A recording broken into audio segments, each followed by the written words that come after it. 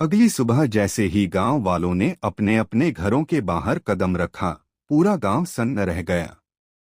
हर घर के दरवाजे के सामने उसी बाबा की लाश रखी थी, जिसे 13 साल पहले पूरे गांव ने मिलकर खत्म कर दिया था।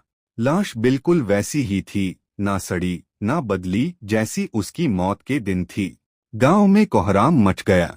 लोग एक दूसरे का चेहरा देखने से भी डर रहे थे।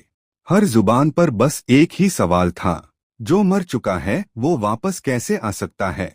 रायस्टार भी भीड़ में खड़ा सब कुछ देख रहा था, लेकिन उसके अंदर डर से ज्यादा एक अजीब सी बेचैनी थी। तभी भीड़ के बीच से एक कांपती हुई आवाज आई, अरे रायस्टार, तुम यहाँ? रायस्टार चौंक गया। आप मुझे कैसे जानते हैं? हम तो पहले कभी मिले नहीं। आदमी का चेहरा पीला पड़ गया। उसका शरीर कांप रहा था। उसने धीमी आवाज में कहा, क्या तुम्हें सच में याद नहीं कि तुम कौन हो और यहाँ कैसे आए हो? रायस्टार गुस्से में बोला, आप साफ साफ बोलिए, पहेलियां मत बुझाइए। आदमी ने गहरी सांस ली और बोला, जिसे पूरा गांव लकड़ा बाबा कहकर चिढ़ाता था, वही तुम्हारे पिता थे। रायस्टार की आंखें फैल गईं। यह नाम आपने कैसे लिया?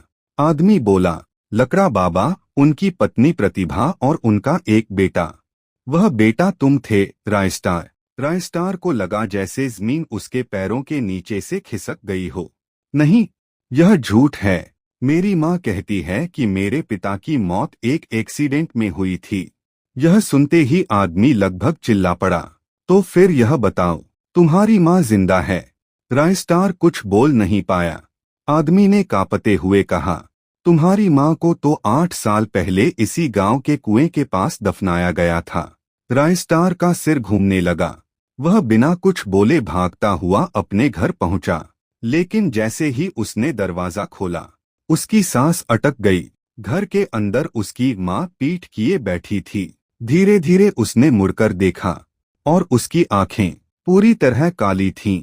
तभी उसके कान में एक फुसफुसाती हुई आवाज गूंजी, सच जानना है रायस्टार, या इसी झूठ में जिंदा रहना है?